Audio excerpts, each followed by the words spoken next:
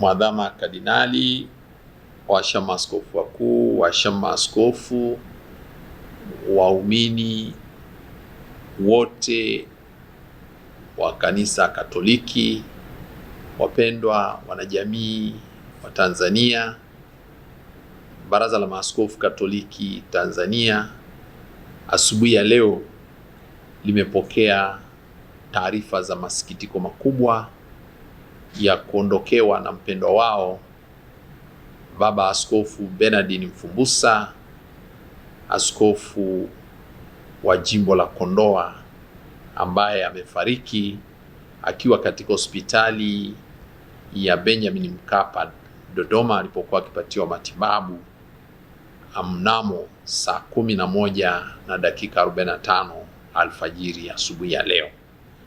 Ni tukio la ghafla kwa sababu ni kweli alikuwa anapata matibabu ila kuanzia jana alipata tatizo la wanaita cardiac arrest asubuhi, na hiyo ndio ikapelekea hali yake kutokuwa nzuri, na akiwa uaskofuni kwake Kondoa akamkimbiza kwenye hospitali ya Benjamin Mkapa, ambako pia usiku walipomfikisha baadaye tena akapata cardiac arrest nyingine. Matibabu ya mwanzo yalionyesha matumaini, lakini ilipofika jana usiku hali ilizidi kuwa tete, na hata hiyo muda ukafika akawa ametuacha. Ni kwa masikitiko makubwa tumepoteza askofu kijana ambaye ana miaka 64, amezaliwa mwaka 1962. Kiuongozi ndio alikuwa tu ameanza, na amepewa askofu mwaka 2011 akiwa askofu mwanzilishi wa jimbo Katoliki la Kondoa, na hivi bado jimbo changa, na ameliacha akiwa analitumikia kwa moyo wake wote na nguvu zote. Kwa hiyo tunapenda kutoa taarifa hii kwa jamii yote, na tunapenda pia kuelezea kwamba kama Wakristo tunamwamini Mungu ambaye ndiye aliyetuumba sisi kwa sura na mfano wake, ambaye anatushirikisha maisha yake ya kimungu tukiwa hapa duniani kwa matendo yetu mema, na baada ya kudumu katika matendo mema, baada ya kufa anatushirikisha maisha yake ya uzima wa kimungu huko mbinguni milele yote.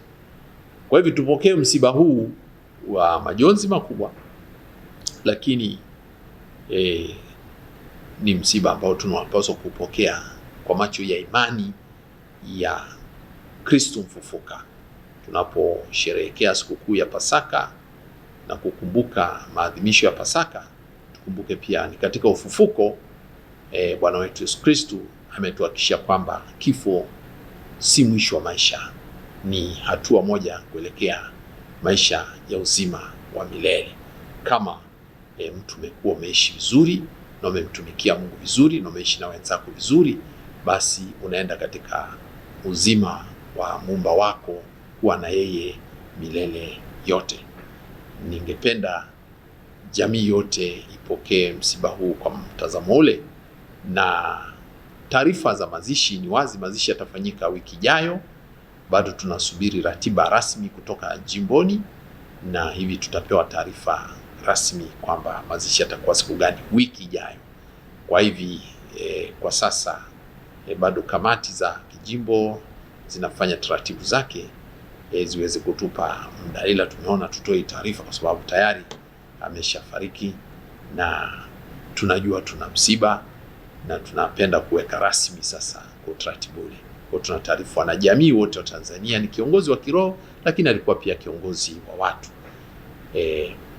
Ni wazi Askofu Mfumbusa wa jimbo Katoliki la Kondoa, askofu wa kwanza mwanzilishi wa jimbo la Kondoa lililozaliwa mwezi Mei mwaka 2011, atakumbukwa kwa mengi katika jamii ya Tanzania na katika Kanisa Katoliki Tanzania, bara la Afrika, na juzi tu alikuwa amepewa majukumu ya kiulimwengu na Baba Mtakatifu. Siku ya Ijumaa alipewa majukumu makubwa zaidi.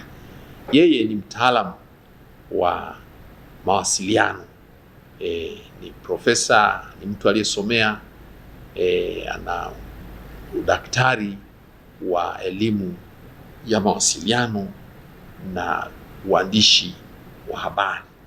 Amefanya kazi kubwa sana katika kufundisha kwenye chuo kikuu cha Mtakatifu Agustino tangu mwaka 1998 akiwa mwanafunzi baada ya kuhitimu, lakini baadaye akapelekwa kusoma, na kuanzia mwaka 2002 mpaka 2011 alikuwa akiwa anafundisha na kufanya tafiti za kitaaluma, lakini vile vile kulea waandishi wa habari wabobezi, na amelea waandishi wa habari wabobezi wa nchi hii wengi sana. Lakini kwa waandishi wa habari kama nyinyi mlioko hapa mbele, huyu alishawahi pia kuwa mwenyekiti wa Baraza la Vyombo vya Habari, Medical Council of Tanzania.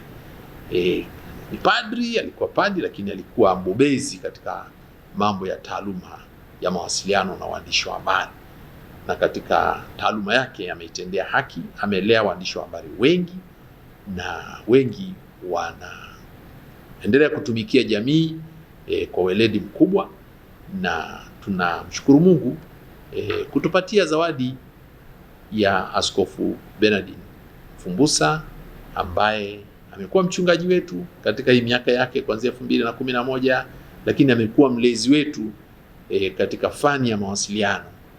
Lakini kumbukwe pia alitoa mchango mkubwa sana katika kukiendeleza kitivo cha mawasiliano alipokuwa naibu makamu mkuu wa chuo katika mambo ya taaluma. Alifanya mambo mengi katika chuo cha Mtakatifu Agustino, tunavyokiona kimesambaa nchi nzima.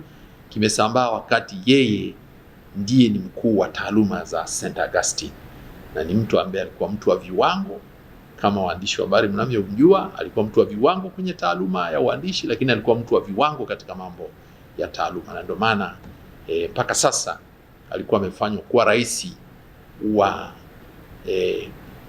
ile idara inayohusika na mawasiliano ya Kikatoliki Afrika nzima, katika mabaraza ya maaskofu ambaye anahusu nchi zote 53. Yeye ndio alikuwa kiongozi wao katika Afrika, na juzi Baba Mtakatifu alikuwa amempa jukumu la kuwa mmoja wa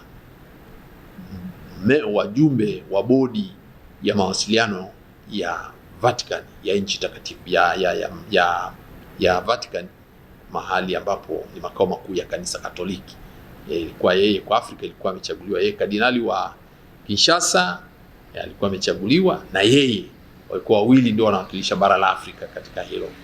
Kwa hiyo ueledi wake katika fani ya mawasiliano ameiendeleza, pamoja na kwamba amekuwa majukumu ya kiwaskofu, lakini taaluma yake imezidi kumfanya awe mtumishi wa kanisa katika mawasiliano. Kama tunavyojua dunia leo, dunia iko kijiji kwa sababu ya teknolojia ya mawasiliano, na yeye ni mtu ambaye alikuwa mbobezi mkubwa katika teknolojia za mawasiliano, na hivi amekuwa msaada mkubwa sana kwa kanisa Katoliki Afrika, kanisa Katoliki Afrika Mashariki, na kanisa Afrika Mashariki na Kati, na kanisa Katoliki Tanzania.